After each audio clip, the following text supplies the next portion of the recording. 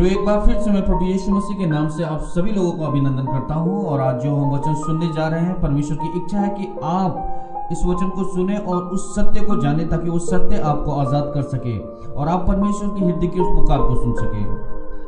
वो प्रार्थनाएं जो परमेश्वर सुनता है और वे आंसू जो परमेश्वर के हृदय को पिघला देते हैं, वे वेदना जो परमेश्वर को विवश कर देते हैं हमारी प्रार्थनाओं के ऊपर कान लगाने के लिए।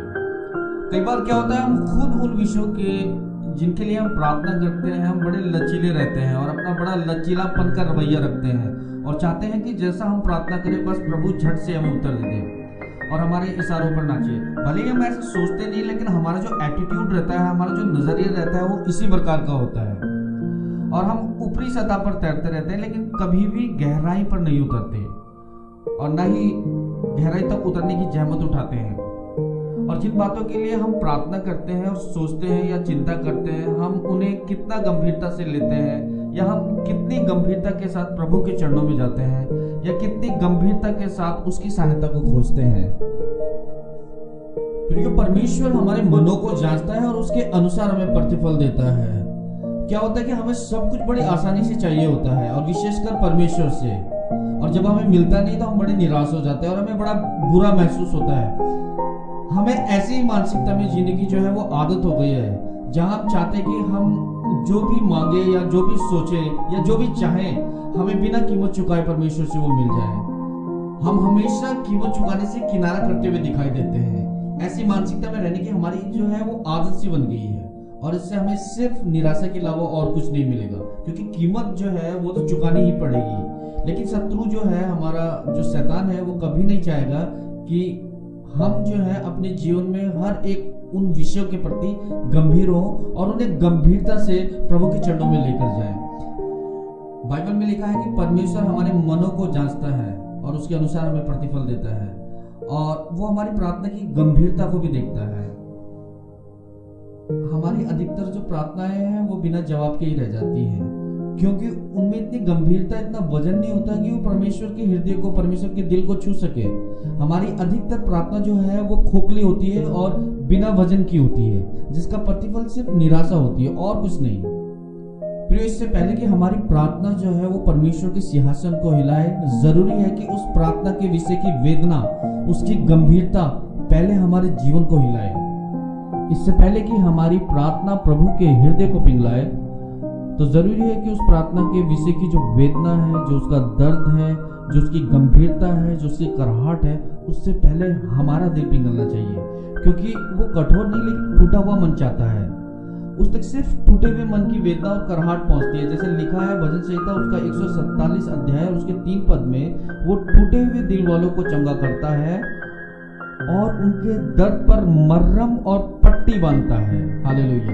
भजन संहिता उसके 34 अध्याय उसके 18 पद में इस प्रकार लिखा है कि वो टूटे हुए मन वालों के समीप रहता है और उन पिसे हुओं का उद्धार करता है। प्रिय, परमेश्वर जो है सिर्फ टूटे हुए दिल की प्रार्थना सुनता है। Hallelujah. He wants only a prayer with a broken heart। क्योंकि लिखा है भजन संहिता उसके 51 अध्याय उसके 17 पद में, टूटा हुआ मन परमेश्वर की योग्य बलिदान है और वो टूटे हुए और पिसे हुए मन को तुच्छ नहीं जानता। प्रियो, जो प्रार्थनाएं हम करते हैं, हम उनके लिए कितने गंभीर हैं, कितना हमारा दिल उनके लिए टूटा हुआ है, हम वास्तव में उन प्रार्थनाओं की गंभीरता के लिए कितने ईमानदार हैं। अगर आप चाहते हैं कि आप प्रभु को पुकारें और वो आपके करीब पाया जाए और उसके कान आपकी प्रार्थनाओं की ओर खुले हों, तो जान लो कि वो टूटे हुए मन वालों के इर्द गिर्द पाया जाता है। हालेलुया। मत्ती रचित सुसमाचार उसके 7 अध्याय उसके 11 पद से लेकर 15 पद तक अगर आप पढ़ोगे, वहां लिखा है, थोड़े दिन बाद वो नाइन नाम के एक नगर को गया और लोग एक मुर्दे को बाहर लिए जा रहे थे, जो अपनी माँ का एक लौता बेटा था और वो विधवा थी। उसे देखकर प्रभु को उस पर तरस आया और उसने उससे कहा, मत रो। वो माँ अपने बच्चे के लिए करहा रही थी, गहरी पीड़ा में थी। उसके आगे पीछे अब कोई नहीं बचा था। उसके बुढ़ापे का जो सहारा था वो भी उसकी आंखों के सामने चला गया। उसके दर्द का जो वजन था वो इतना भारी था कि शायद उसने रो रो कर प्रभु को पुकारा हो अपने मन में, और शायद उसके मुंह से कोई शब्द भी ना निकला हो। वो विधवा बस करहाई जा रही थी, रोई जा रही थी। प्रियो, प्रभु टूटे हुए मन वालों के समीप जाता है। वो नाइन नाम के नगर में इस विधवा के आंसू पोंछने को गया। आज आप चाहे किसी भी जगह क्यों ना हो, किसी भी नगर में क्यों ना हो, किसी भी परिस्थिति में क्यों ना हो, किसी भी समस्या में क्यों ना हो, लेकिन अगर आज आप भी टूटे हुए मन के साथ परमेश्वर के समीप जाएंगे और बड़ी आशा भरी नजरों से उसे पुकारेंगे, तो वो आपके भी आंसुओं को पोंछेगा, वो आपको भी तसल्ली देगा, वो आपके भी घाव में मरहम और पट्टी बांधेगा, वो आपके भी दिल को सही करेगा। हालेलुया।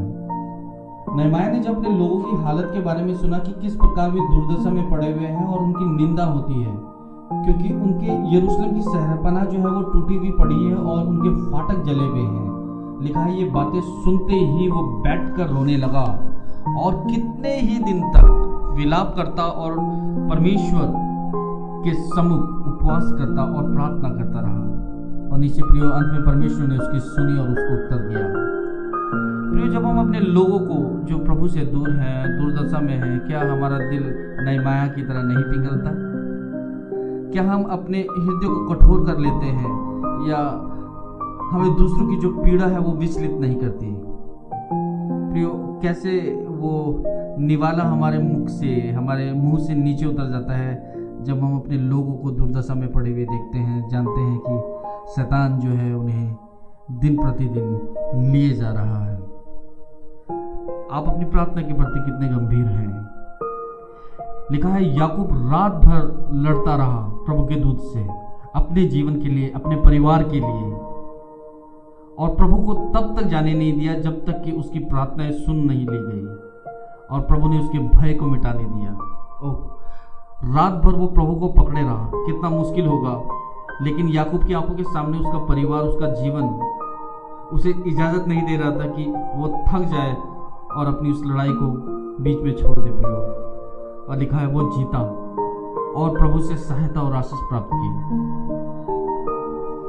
क्या हम प्रार्थना में गंभीरता के साथ याकूब, नहमाया और बहुत से ऐसे परमेश्वर के लोग हैं उनकी तरह अच्छी कुश्ती लड़ते हैं? ये आज हमारे लिए एक सवाल है बहुत बड़ा।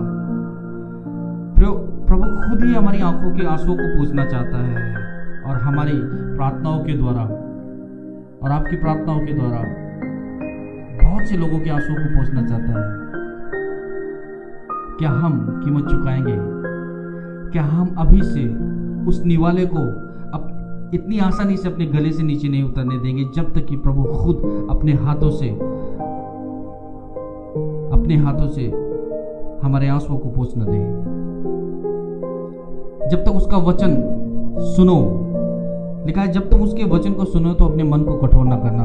कितने हैं जो बड़ी आशा भरी नजरों से बाट जो रहे हैं कि कोई उनके लिए प्रार्थना करे, कोई उनके लिए नाके में खड़ा हो, कोई उनको गंभीरता से ले। प्रभु ऐसे लोगों को खोज रहा है प्रियो, जो उसे संपूर्ण मन से खोजे और बड़ी गंभीरता के साथ खोजे। ये वचन जो आप सुन रहे हो, क्योंकि उसकी ये इच्छा है कि आप उसके हृदय की पुकार को सुने, क्योंकि प्रभु आप में उस व्यक्ति को ढूंढता है। क्या आप वो व्यक्ति बनोगे? क्या आप कीमत चुकाओगे प्रभु के लिए, अपने लोगों के लिए, अपने परिवार के लिए, अपने प्रियजनों के लिए, अपने जीवन के लिए? हालेलुया। प्रभु आपको आशीष दे।